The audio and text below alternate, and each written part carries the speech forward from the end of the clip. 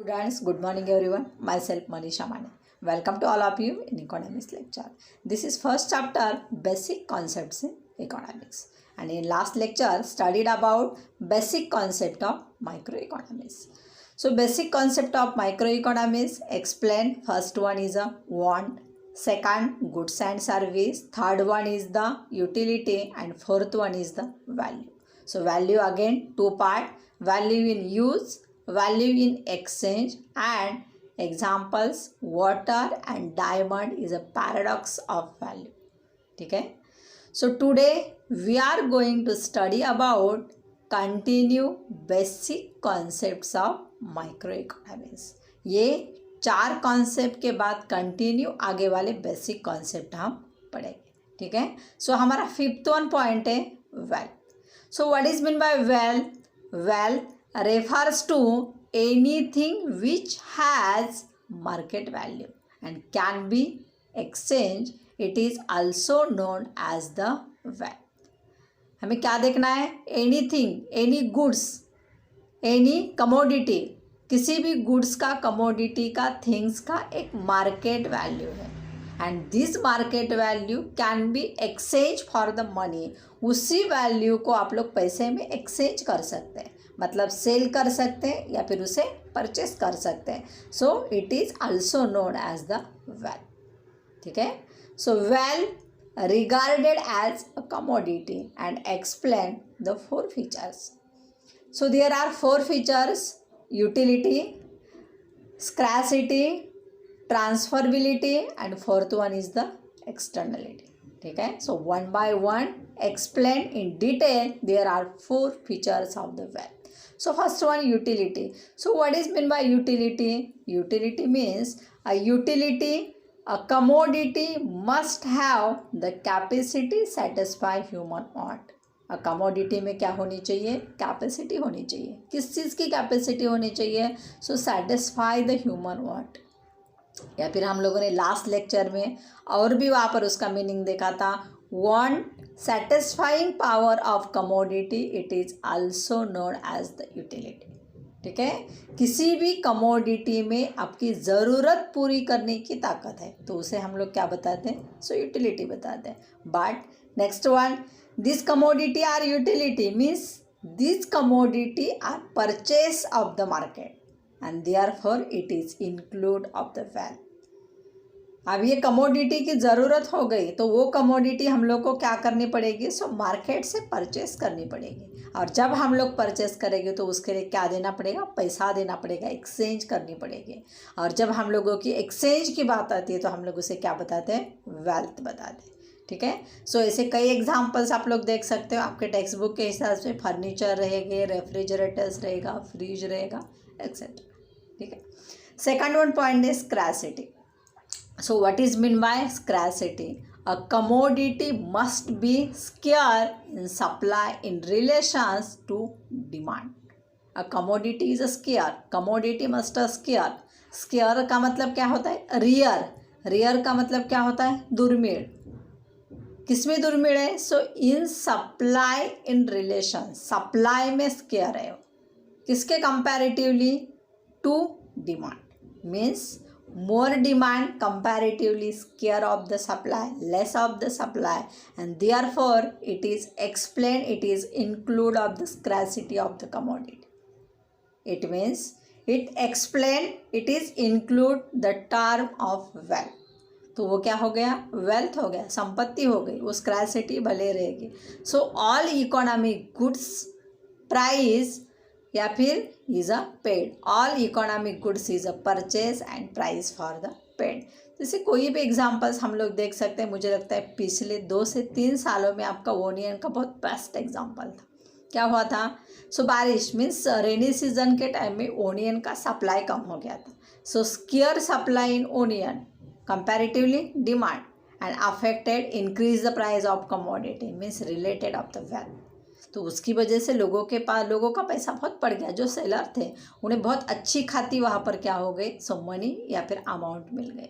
तो इसका मतलब क्या होता है, so purchase of the money, so price to be या फिर पे टू बी प्राइस। तो उसके लिए हम लोगों को पैसा देना पड़ता है। और जहाँ पे पैसे की बात आती है, सो पैसे की बात है मतलब वो किसकी है, वेल्थ है, संपत्ति। ठीक है। सो नेक्स्ट वन पॉइंट है ट्रांसफरबिलिटी। ट्रांसफरबिलिटी का मतलब है एक जगह से दूसरी जगह पे ट्रांसफ़र कर लेना। जैसे उसका मीनिंग है वैसे उसका अर्थ भी बहुत सिंपल है। A commodity should be transferable from one place to another place and one person to another person, but it's useful for the commodity should be transferable. But इसका मस्ट इम्पॉर्टेंट क्या है कि वो ट्रांसफरेबल होनी चाहिए एक जगह से दूसरे, एक प्लेस से दूसरे प्लेस पे। तो हम लोग उसके एग्जांपल्स भी देख सकते हैं, या फिर उसे मटेरियल या टेंजेबल कहा जाता है, क्योंकि ट्रांसफ़र कई गुड्स या कई चीज़ें होती हैं। सो मटेरियल्स मीन्स गुड्स होनी चाहिए, और सेकंड वन टेंजेबल मीन्स दृश्य होनी चाहिए, जो दिखाई देती है या फिर जिसे हम कर सकते हैं। उसके साथ हम लोग देखेंगे ट्रांसफ़र प्लेस टू प्लेस। जैसे एग्जांपल्स रहेगा आपके व्हीकल्स रहेंगे, अलग अलग व्हीकल्स है, अलग अलग मशीन्स है जो हम लोग इंडस्ट्री में, एग्रीकल्चर सेक्टर्स में यूज़ कर सकते हैं। या फिर हमारी ज्वेलरी रहेगी, वो भी एक जगह से दूसरी जगह पे ट्रांसफ़र कर सकते हैं, क्योंकि वो मटेरियल है, वो टेंजेबल है। ठीक है ना। या फिर क्लोथ्स रहेंगे, या फिर बाकी आप लोगों का जैसे घर का फर्नीचर्स रहेगा। सो ऐसे कई एग्जाम्पल्स को हम लोग क्या बता सकते हैं, ट्रांसफरेबल, बट ये क्या होनी चाहिए, मटेरियल एंड टेंजेबल होनी चाहिए। ठीक है। मुझे लगता है ये भी आपका क्लियर हो गया होगा। फोर्थ वन पॉइंट है एक्सटर्नैलिटी। एक्सटर्नैलिटी का मतलब है बहिर्गत। So what is mean by externality, a goods can be transfer only if it is external of the body, a goods can be transferred. So it is commonly 3 points। वो क्या होनी चाहिए, यहाँ पर हम लोग ट्रांसफरबिलिटी के साथ में एक्सटर्नल में क्या होनी चाहिए, ट्रांसफ़र होनी चाहिए। But it is one condition is very important, and this condition is the goods is a external of the human body, वो बॉडी से बाहर होनी चाहिए। So it is also known as the wealth. ठीक है ना। सो जैसे हमारे बैग रहेंगे, या फिर चेयर रहेंगे, या फिर कोई और भी एग्जांपल आप लोग देख सकते हैं, कुछ फर्नीचर्स रहेगा, क्लोथ्स रहेंगे, या फिर घर की कुछ चीज़ें रहेगी, वॉशिंग मशीन्स रहेंगे, या फिर कंप्यूटर्स रहेगा। सो ऐसी कोई भी चीज़ें क्या है, हमारे बॉडी से बाहर है। बट आज के डेट में हमारा साइंस इतना अद्यावत हो गया है कि हम लोग हार्ट भी क्या कर सकते हैं, एक्सटर्नल बॉडी के बाहर निकाल सकते हैं। और जब बाहर निकालते हैं वहाँ पर दूसरे के लिए यूज़ करते हैं, सो वेल्थ में एक्सप्लेन होता है, इंडिकेट होता है। बट अभी हमें यहाँ पे प्रॉपरली इतना ही देखना है कि ये क्या होना चाहिए, external of the body, so body के बाहर होना चाहिए। ठीक है। सो इस तरीके से 4 पॉइंट थे, मुझे लगता है आप लोगों को अच्छे से समझ गया। नेक्स्ट वन हमारा पॉइंट है mean 6th one point, personal income. So what about the personal income. Personal income receive by means earning income, या फिर income receive by a person.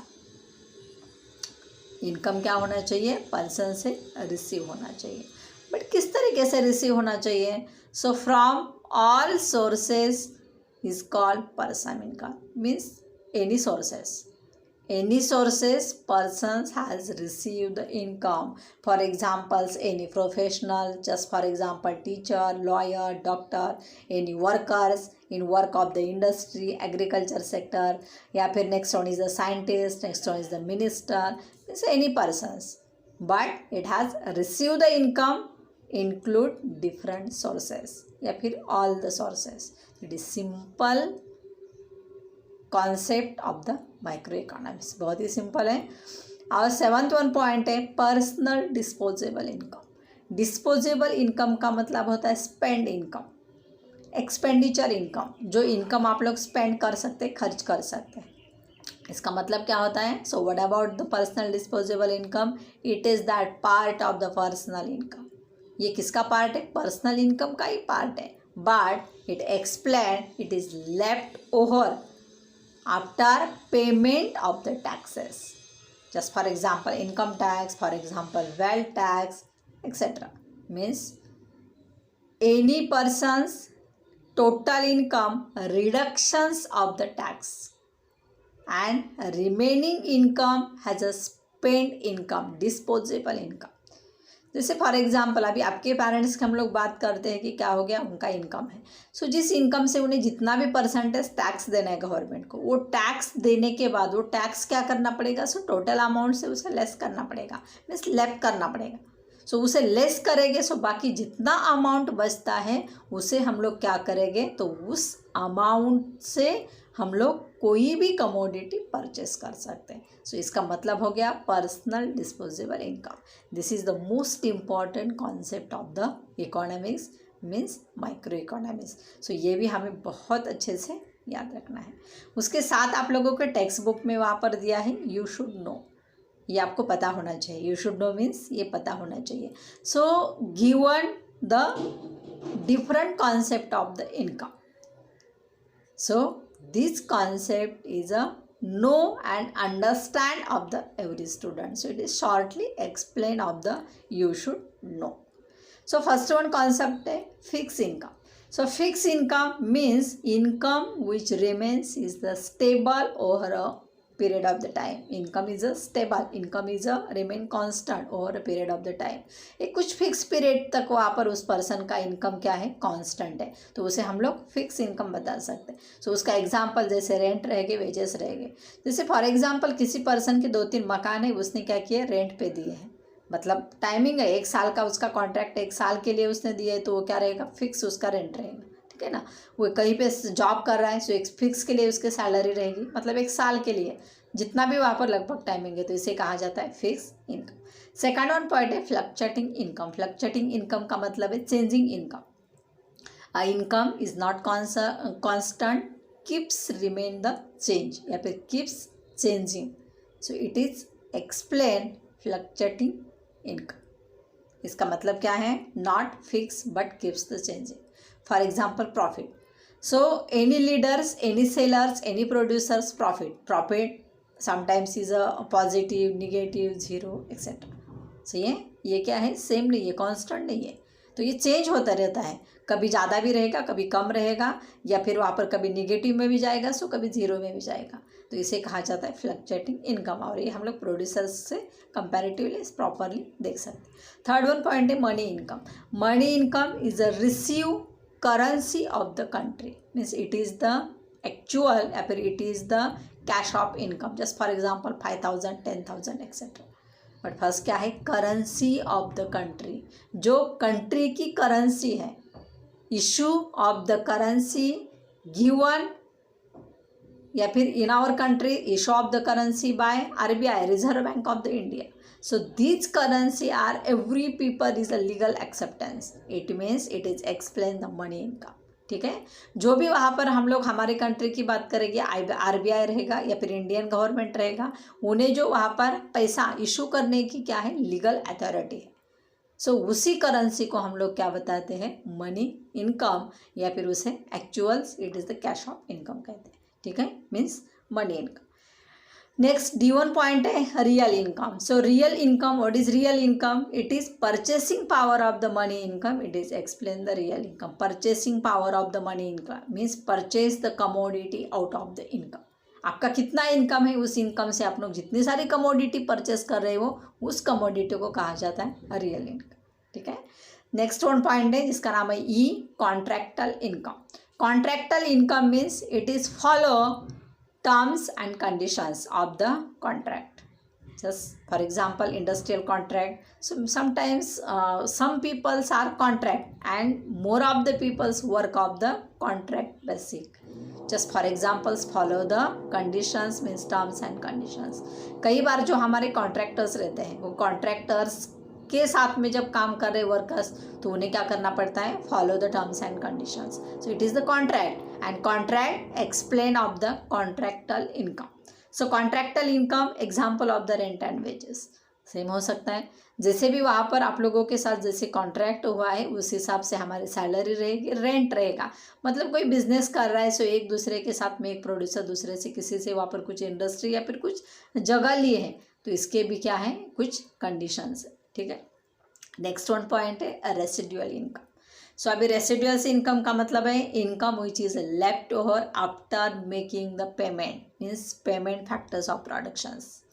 जब भी जो पैसा बचता है left over after making the payment, payment देने के बाद जो पैसा बचता है उसे रेसिडुअल इनकम कहा जाता है। बट कौन सा पैसा बचता है? So any leader given payment of the different factors, any leader, any organiser, any businessman, any entrepreneur, जो हम लोग बड़ी बड़ी वहाँ पर कंटेंट्स की बात करेंगे। सो ये जो हमारा उद्योजक है, जो 4th नंबर का फैक्टर्स है, वो फैक्टर्स क्या करता है? उन्हें लैंड चाहिए, मीन्स कुछ रॉ मटेरियल, कुछ इंडस्ट्री, जो भी चीज़ें चाहिए उसे भी वो पेमेंट करता है। सेकंड वन उसे लेबर चाहिए, सो लेबर को सैलरी देता है। थर्ड वन कैपिटल चाहिए, मीन्स कुछ पैसा, कुछ मशीन चाहिए, उन्हें भी वो क्या करता है? पैसा पे करता है। And left over and remaining money it is explain the residual income. So उस पर्सन का क्या हो गया? वो रेसिडुअल इनकम हो गया। नेक्स्ट वन पॉइंट है जी number earn income. So earn income का मतलब है income obtain after the participating and productive activity, means any person participate productive activity then receive the income. सही है ना? कोई भी पर्सन क्या कर रहा है? पार्टिसिपेट हो रहा है। किस में पार्टिसिपेट कर रहा है? वो प्रोडक्टिव एक्टिविटी में पार्टिसिपेट कर रहा है, प्रोडक्शंस बना रहा है। And then given the money, given the payment of some rupees. So it is simply explain the earn income. तो उसे कहा जाता है उसने जो भी वहाँ पर मतलब एक अपना वर्कआउट दिया है उसके बदले में उसे पैसा मिला है। सो ठीक है। और लास्ट वन जो पॉइंट है हमारा जिसका नाम है अनअर्न इनकम। अनअर्न इनकम का मतलब होता है any person not participating any productions. So it is also known as the unearn income. So ये होता क्या है? जब आप लोग किसी प्रोडक्शंस में पार्टिसिपेट नहीं हो रहे, कभी किसी की पार्टिसिपेट नहीं है, just for example lottery ticket. So lottery ticket से जो पैसा मिलता है, सो अनएक्सपेक्टेड मनी, ऐसा नहीं है कि हमें ही मिलने वाला है। कभी कभी ऐसे भी होता है कि विंडफॉल गेन्स, इसे भी अनएक्सपेक्टेड मनी कहा जाता है। जैसे फॉर एग्जांपल्स मतलब किसी के हाथ में कुछ पावर आ गई, या फिर कोई मिनिस्टर है, या फिर कभी नेचुरल कंटेंट से कुछ बहुत अच्छी बात हो गई, बड़ी सी बात। जैसे पिछली बार हम लोगों ने देखा कि क्या हो गया, कुछ गवर्नमेंट के हिसाब से कुछ सब्सिडी या फिर कुछ फ़ायदा मिल गया, तो इस वजह से क्या होता है? कुछ प्रॉफिट मिलता है, तो इसे कहा जाता है अनअर्न इनकम। ठीक है। सो मुझे लगता है ये पॉइंट आपको समझ में आए होंगे।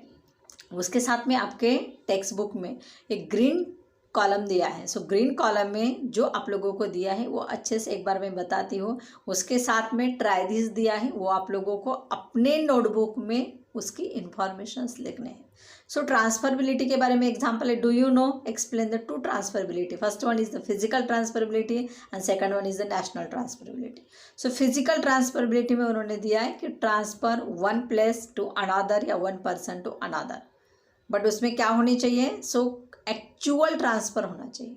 उसका मतलब है मटेरियल ट्रांसफ़र होना चाहिए। ठीक है ना? ये तो हम लोग समझ सकते हैं। अभी हम लोगों ने ऊपर ही देखा था एग्जांपल, व्हीकल्स रह गए या फिर कुछ मशीन्स रह गए। उसके साथ सेकंड वन दिया है national transferability. So national transferability का मतलब है not transfer from a person या फिर a place to place. Just for example place to place means it has explain transfer the good physically can be only transfer. So just for example land, मतलब ये क्या होता है? Ownership change होती है, but हम लोग लैंड को नहीं ट्रांसफ़र कर सकते। जैसे किसी ने लैंड खरीद ली है, अभी क्या हो गया, किसी का वहाँ पर एक गांव है, मतलब अभी जैसे फॉर एग्जांपल मैंने लैंड अपने गांव में परचेस की, सो उसका मतलब क्या हो गया? लैंड यहाँ पे आने वाली है क्या? नहीं आने वाली है। सो लैंड नहीं ट्रांसफ़र होगी। सो क्या ट्रांसफ़र होगा? ओनली ओनरशिप ट्रांसफ़र होगी, ओनली मालिक ट्रांसफ़र हो जाएगा। ठीक है। तो इस तरीके से एक आप लोगों को फिजिकल ट्रांसफरेबिलिटी होती है और एक नेशनल ट्रांसफरेबिलिटी होती है। उसके साथ में और एक नीचे दिया है डू यू नो, वहाँ पे दिया है इनबॉर्न क्वालिटीज़। जैसे हमारे अंदर क्वालिटीज़ होती है कुछ, मतलब कुछ जनरल हम लोग बताएंगे, जैसे कोई बहुत सौंदर्य है, मीन्स बहुत सुंदर है, बहुत उसके अंदर क्या है, मतलब एक ब्यूटी है। उसके साथ में हम लोग देखेंगे एक मेलोडीज वॉइस है, उसका वॉइस बहुत सुपर है। तो ये क्या है? इनबॉर्न क्वालिटी है, but it is not include in the wealth. Why? So because it has not transfer from to one place to another, one person to another person. ठीक है ना? किसी का सौंदर्य, किसी की अच्छी वॉइस हम लोग ट्रांसफ़र कर सकते नहीं कर सकते, तो इसी रीज़न की वजह से वहाँ पर उसे ट्रांसफरेबिलिटी नहीं कहा जाता। ठीक है। तो मुझे लगता है ये भी अच्छे से एग्जाम्पल तीनों याद रखो। और आपको जो उन्होंने प्रॉपर वर्क करने के लिए बोला है वो कहा है prepare a list of commodity will satisfy the condition of physical transferability and national transferability. आपको कुछ एग्जाम्पल्स वहाँ पर निकालने हैं, अपने नोटबुक पे बनाने हैं, बाद में मेरे पर्सनल व्हाट्सएप नंबर पे ये भेजो कि आप लोगों ने कौन कौन सी फिजिकल ट्रांसफरेबिलिटी के एग्जाम्पल निकाले और कौन कौन से आप लोगों के नेशनल ट्रांसफरेबिलिटी के निकाले। ठीक है। सो वीडियो पसंद आता है तो लाइक करना मत भूलो। इसकी वजह से टीचर्स को और अच्छे से वीडियो बनाने के लिए एक मोटिवेशंस मिलता है। ठीक है। और सब्सक्राइब करने की वजह से आपको पीछे वाले सभी वीडियो देखने के लिए मिलेंगे। ठीक है। Thank you very much.